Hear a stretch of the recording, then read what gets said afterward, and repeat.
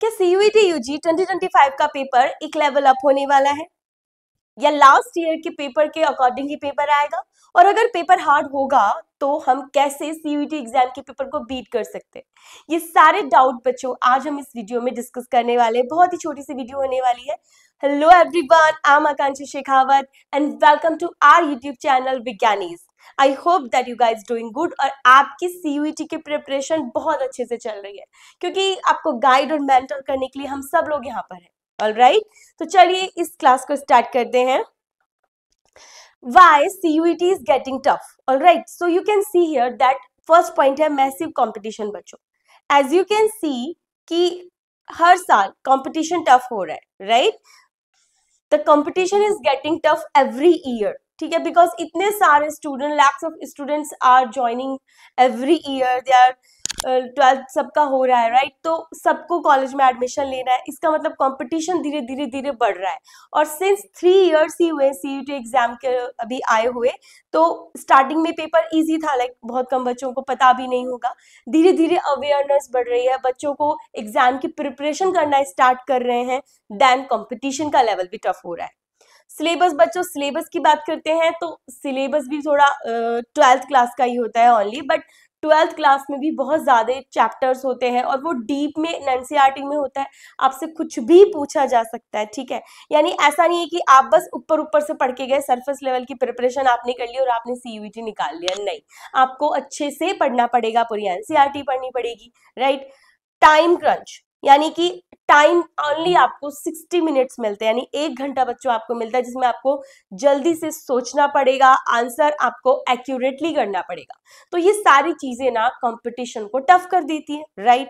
Negative marking बच्चों, 1 mistake, आपको एक गलती अगर आप हुई थी आपकी नेगेटिव मार्किंग हो जाएगी। पैटर्न सरप्राइजेस, ठीक है, यानी कि expect the unexpected, because pattern आपको एग्जाम में जाकर ही पता चलेगा कि एग्जामिनर ने किस टाइप का पेपर बनाया है। बच्चों ये सारी चीजें क्या करती है, एग्जाम को टफ बना देती है। अब CUET सिंस ये तीन ही बार हुआ है, 2022 में, 3 में, 4 में, और अब ये 4 टाइम ऑर्गेनाइज होने वाला है। तो because of this massive competition examiner को पेपर टफ बनाना पड़ेगा। तो बच्चों दैट इज द रीजन कि पेपर तो टफ होने ही वाला। और आपने खुद ने अभी 12th बोर्ड के एग्जाम दिए, राइट। आपने देखा होगा कि 12th बोर्ड के जो एग्जाम हुए हैं वो भी काफी अच्छे टफ गए हैं, राइट। तो बच्चों ने जिन्होंने बहुत अच्छे से मेहनत की है उन्हीं के अच्छे नंबर, अच्छे मार्क्स आने के चांसेस हैं। यानी आप डीप आपने कोर सब्जेक्ट को प्रिपेयर किया है, तब जाके आपके अच्छे मार्क्स आएंगे। सरफेस लेवल की पढ़ाई आपने की है तो बोर्ड में भी आपके मार्क्स नहीं आने वाले हैं, राइट। सो दैट्स वाई अब ये वाला जो एग्जाम है it's a competitive exam, right. आपको किसी भी यूनिवर्सिटी में एंट्रेंस के लिए देना है, तो कितने सारे बच्चे पूरे इंडिया में से एग्जाम देंगे, तो कंपटीशन ऑब्वियसली टफ ही होगा बेटा। अब दूसरी बात इस वीडियो की, that how we can beat this CUET। तो बच्चों एक प्रॉपर स्ट्रैटेजी को फॉलो करके, एक प्रॉपर प्लान बना के, एक प्रॉपर रोड मैप बना के आप CUET एग्जाम को भी बीट कर सकते हैं। ऐसा नहीं है कि ये कोई IIT लेवल का एग्जाम है या कोई नीट लेवल का एग्जाम है, लेकिन अगर आपने प्रॉपर स्ट्रैटेजी फॉलो नहीं की, आपने कोई रोड मैप नहीं बनाया, आप ऐसे ही पढ़ने लग रहे हो, तो बच्चों ये एग्जाम भी क्लियर नहीं होगा, ठीक है। इतना टफ भी नहीं है, लेकिन ये इतना इजी भी नहीं है, क्योंकि time to time population India की बढ़ रही है, अपने स्टूडेंट्स एवरी ईयर कितने सारे बच्चे जो 12th कर रहे हैं, तो दैट मीन्स कि कंपटीशन तो बच्चों टफ ही होने वाला है ना। एग्जामिनर को पेपर तो ऐसा ही सेट करना पड़ेगा ताकि मेरिट हाई जाए। नाउ मॉक टेस्ट, तो आपको कैसे बीट कर सकते हो? तो सबसे पहला होता है मास्टर द सिलेबस। जितना भी सिलेबस है उसको आप मास्टर कर लो, ठीक है। अभी CUET में सिलेबस के ऊपर मैंने अलग से वीडियो बनाई है, जिसका लिंक आपको डिस्क्रिप्शन में मिल जाएगा, और आप देख सकते हो कि सिलेबस पे तो सबने बहुत सारी वीडियोस बना रखी है, तो it's not hard to get that syllabus for you. So आप देख सकते हो कि जो सिलेबस है दैट फोकस है NCERT पे, ठीक है। तो आप अपना NCERT बढ़िया से कीजिए, अच्छे से कीजिए, फोकस करना है आपको। सबसे पहला पॉइंट, अपना सिलेबस आपको पूरा कवर करना। अब सिलेबस आपने कवर कर लिया। सेकेंड है बच्चों मॉक टेस्ट। मॉक टेस्ट यानी कि मॉक टेस्ट से हमें पता चलता है कि क्या हम एग्जाम पेपर को, एग्जाम हॉल में पेपर को अच्छे से अटेम्प्ट कर पाएंगे या नहीं। ये स्टिमुलेट करता है हमारे रियल एग्जाम प्रेशर को। तो इसको, मॉक टेस्ट को बिल्कुल स्किप नहीं करना है, ये आपको करना ही करना है। 1 आवर का टाइम सेट करो, ऑनलाइन मॉक टेस्ट आपको बहुत सारे मिल जाएंगे, हमारे चैनल पे भी मिल जाएगा। तो आप मॉक टेस्ट दो ताकि आपको पता चले कि रियल एग्जाम में क्या आप इस प्रेशर में पेपर को कर पा रहे हैं या नहीं, है ना। क्योंकि देखो आपको एक ही चांस मिलेगा बेटा, और only one chance to get the your dream university, right. और नहीं मिला तो अगले आप जो 4-5 साल निकालने वाले हो किसी भी कॉलेज या यूनिवर्सिटी में, तो वो आपके लिए बहुत अच्छे नहीं रहेंगे, आपको मजा नहीं आएगा कुछ भी करने में, राइट। तो दैट मीन्स अभी एग्जाम की प्रिपरेशन बढ़िया से कर लेते हैं सो दैट 4-5 साल अच्छे से निकले। टाइम मैनेजमेंट, टाइम मैनेजमेंट का मतलब होता है कि देखो आपको 60 मिनट्स मिलेंगे, अब उसके अंदर आपको करने हैं 50 क्वेश्चंस, ऑलराइट। सो 60 मिनट्स में आपको करने हैं 50 क्वेश्चंस। अब टाइम मैनेजमेंट ऐसा है कि 50 में से 50 क्वेश्चंस इजी तो नहीं होंगे, 3 टाइप के क्वेश्चंस आपको मिलेंगे। आपको मिलेंगे इजी क्वेश्चंस, आपको मिलेंगे मॉडरेट एंड टफ।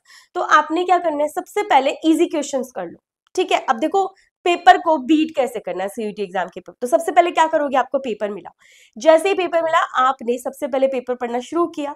आपको वन टाइम रीड करना है पूरा पेपर, और वन टाइम जब आप रीड करोगे तो जो क्वेश्चंस आपको पता है 100% करेक्ट है, वो क्वेश्चन आपको उसी टाइम टिक करने।